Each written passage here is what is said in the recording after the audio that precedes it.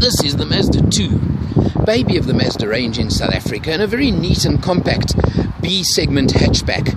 This being the 1.5 DE diesel Hazumi automatic model, which actually makes the top of the range in South Africa.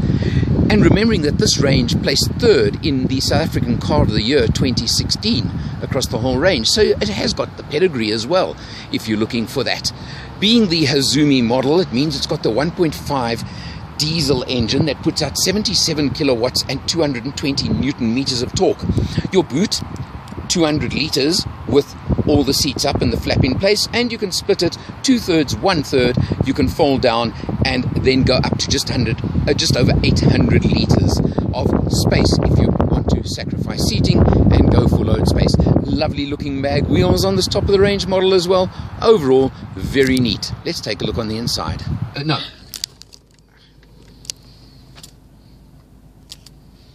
Behind the wheel of the Mazda 2, very, very comfortable, and being the top of the range, you can see the finishes and the touches to the car like this.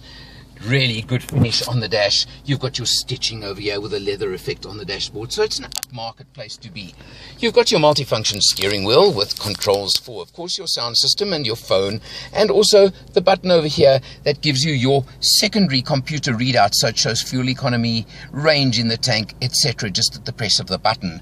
Also, a little bit down here in the bottom corner, you come down to two switches that are pretty crucial. The one is you can switch out the dynamic skid control, and the other one, I-stop, which is of course the function to cut the engine when you're sitting at a robot or something like that, in the interest of emissions largely.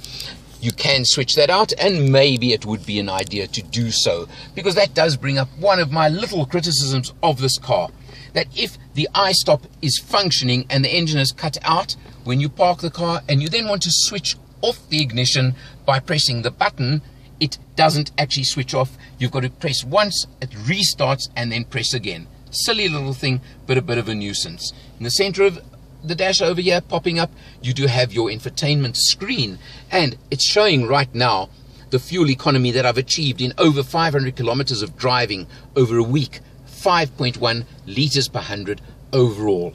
An exceptional figure for a car like this. Very nice system on, of course, here, where you simply press a button to go to the home screen, and you can simply use your knob over here to scroll through communication, full navigation as well on this car. It's got it all for you. Really upmarket, nice touches. Down the center console, you do of course have your climate control system, nice and easily operated, and down to your 6-speed automatic gearbox. Very smooth, very easy in operation. Does have, if you really want to use a tip control for manual override, but I don't see the need for it. It is there if you want. And of course that automatic gearbox contributes to the exceptional fuel economy as well. Let's take a look at life on the back and living in the back of a Mazda 2.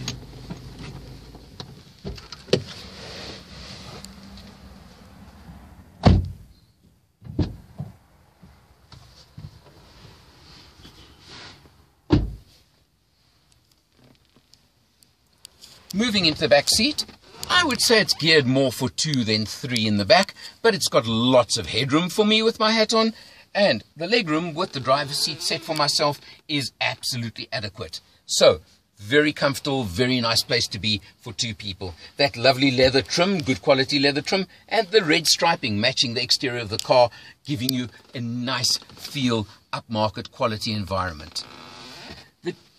1.5 DE Hazumi automatic, the diesel version, retails at approximately 294,000 Rand. The Mazda 2 range starts at about 214,000. So there's quite a range there available.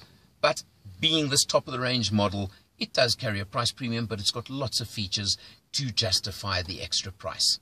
I've been thinking, this is a B segment hatchback, and I was trying to find competitors to put into the same market category as this car.